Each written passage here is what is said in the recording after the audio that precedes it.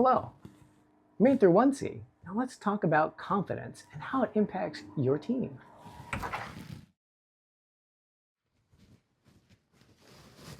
Well, hello and welcome back. We're now in that third segment to where we talk about your team. And we're talking about that C of confidence in your team.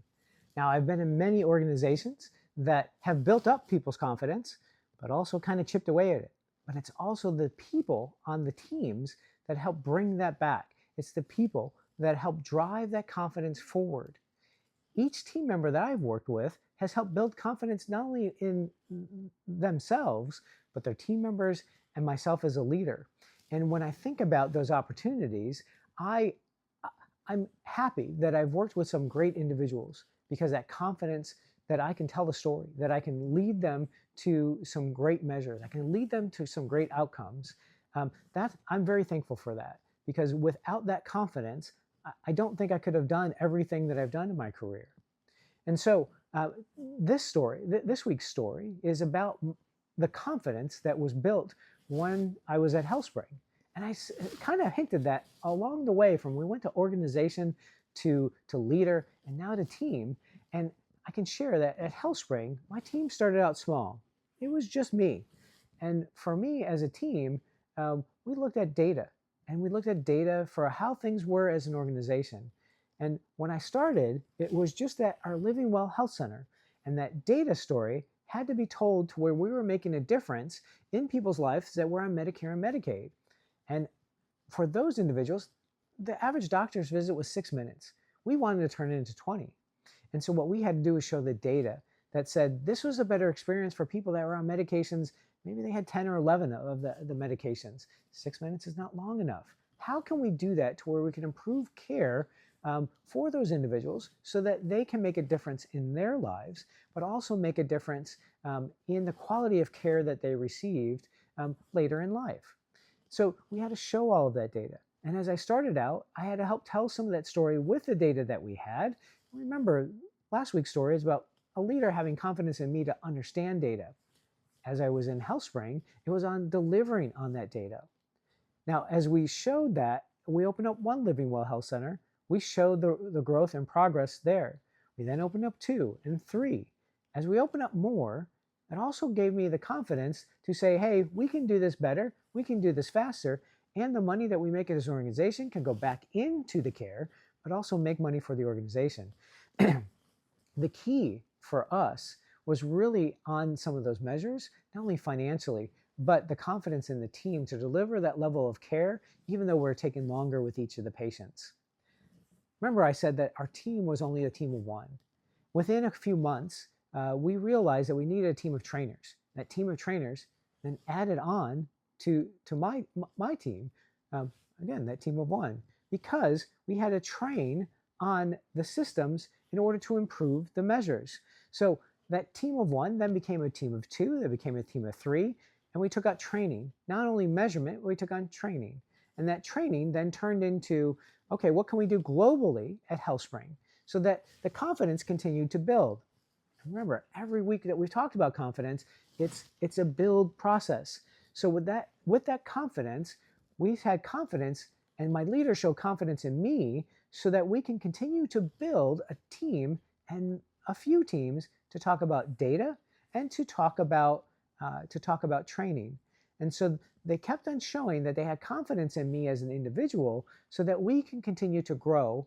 And then we started to take on other things outside of Living Well, outside of the health centers. So we started to take on a whole health plan so that we can look at predictive measures across the organization so we can avoid some of those problems. Because if you look at any data, you can see some of the trending. And that trending tells you how you can get from one step to the next. That confidence was in me as a leader, but it was also in the team. Every team member we hired had strengths and weaknesses. And so to help build their confidence, the goal for me was to have them all work together. The data had to align to the outcome that we were delivering in training. Training had to align to improving the data that we were measuring. And so when we looked at opportunities, we looked at other areas to measure, we looked at other training to deliver, we also said, how can we do this more efficiently? we introduced a new learning management system. In the past, we had individuals on the team that would keep spreadsheets. We had individuals in each market that would keep spreadsheets of training and data, and they had a very small, simple LMS. We brought in a new one, and we helped build the confidence that the people on the team, some new to the world of learning, some new to the world of data, we helped build confidence in them that they could do it. We started out small. We started out with some of our compliance training. We put that in the learning management system, and then we continued to grow to add more and more content so that it made sense and it connected with the organization. As we bought another company, that Bravo Health that I talked about the last couple of weeks, we then had a solid learning management system to when we bought that organization, our learning management system was the one that stayed, the one that the other company had. It was a good program, but it wasn't as consistent or as succinct as ours. So we had the confidence of the leaders to say, let's use ours. And then we had the confidence to say, how can we train these other teams? Now that confidence grew to where other people were asking to join our team. And I shared with you that story about Stephen last week, where he paid me the biggest compliment of, I have confidence in you as a leader. I want to be a part of your team. We saw that over and over again. But it wasn't just me that was sending the message. It was other people on the team to say, look at the fun stuff that we're doing. It wasn't about crossing that line into hubris. It was about the confidence that they had in their leader to support them. It was about the confidence they had to deliver on the training. It was about the confidence they had to improve the measures of the organization. We spent so much time in building that to where we would go to each of the locations, listen to what the leaders had to tell us, and then deliver on those expectations. The team did that with my support and my leader support. And that was key for them, because if they didn't have that support, they would have pulled back. And anytime that they didn't think that they had it, they would ask. They would ask me questions about, well, hey, I don't know where this is going. I don't have confidence in the organization. What am I missing? But they weren't discouraged. What they ask is, what am I missing? And that's the key to helping build that confidence, not only from the individual side, but from the organization side, so that the team provides the catalyst for growth. The team continues to grow. So that team of one now became a team of more than one, and across many states. HealthSpring and Bravo were in different parts of the country.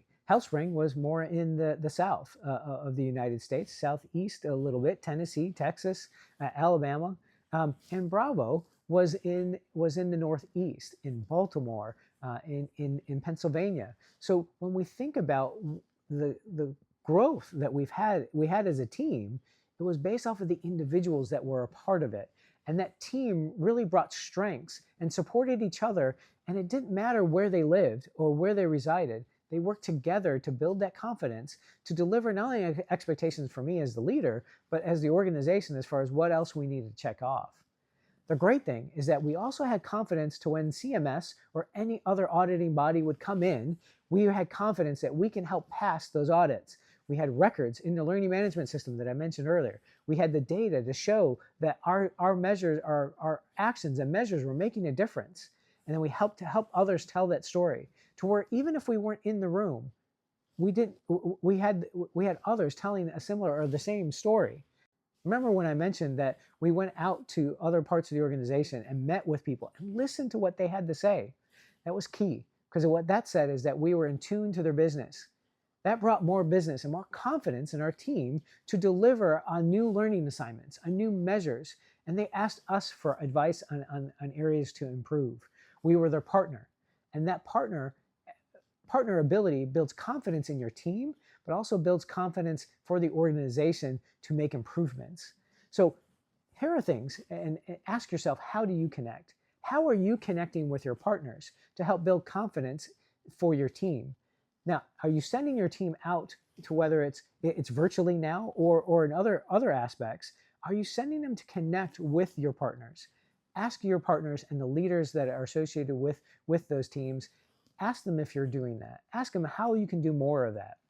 That will build confidence in your team, but also build confidence with your team so that your team members know that you have allies and you have partners in this progress in your organization, and you're not just doing this alone and you're not standing on an island, by connecting with those others. You help build the confidence of your team members individually and as a whole.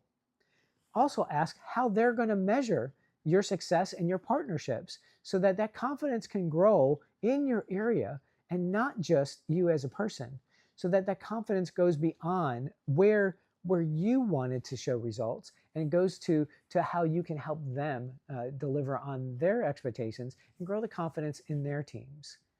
So I'll leave you with that, and also ask you along your journey, where have your teams lacked in confidence?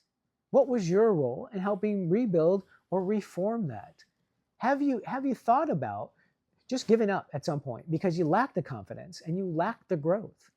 Ask yourself those questions, because at some point you're going to have to turn it around. You're going to have to reestablish that confidence level so that your team knows that there's a growth point. Your team relies on other individuals to grow.